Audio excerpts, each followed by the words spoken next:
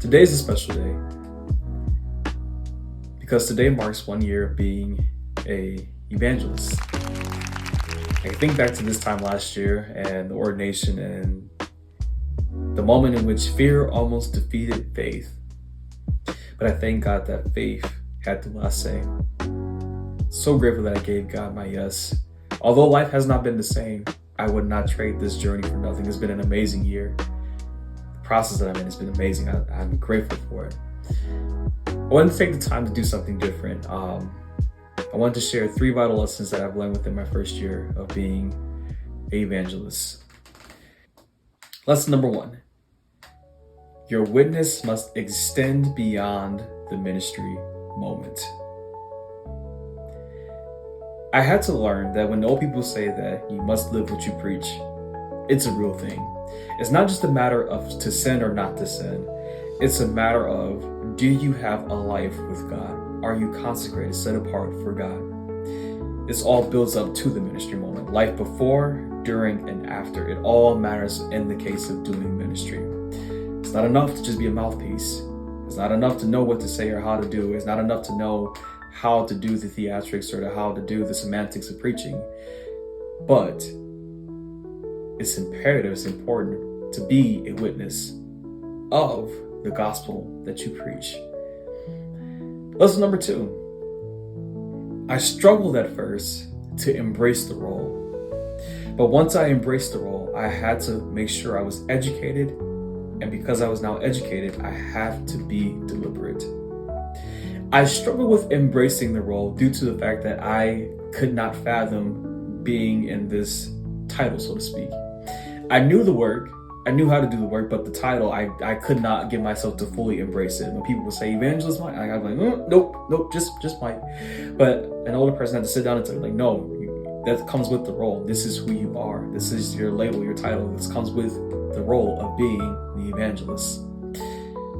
After that, I had to be very intentional and very committed to being educated.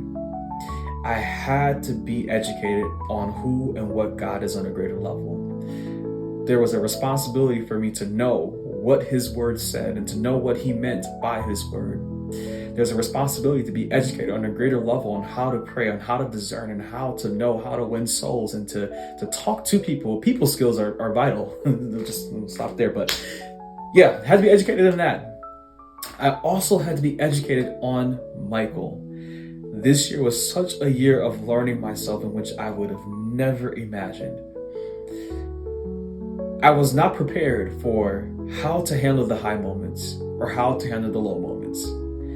But through educating myself on who and what I am, and educating myself on who and what to be surrounded by, as time went on, it began to make a difference, and I was able to stay grounded through any test, trial, or situation. Because of that, I now had to be deliberate. I had to be intentional, in other words, leaving myself without any excuses. Because I know better, I have to hold myself responsible to do and to be better. Not just for myself, but because I'm doing this for God. Lesson number 3. I had to learn how to be open to be myself. Be open to allow God to use you in the capacity that God wants to use you. I say that because I struggled at first, knowing that I come from a lineage, family of preachers. I come from a church full of preachers. God has graced me to be connected to preachers. And I found that it's very easy to find yourself in a space and place of trying to imitate or to do what they do, expecting the same results.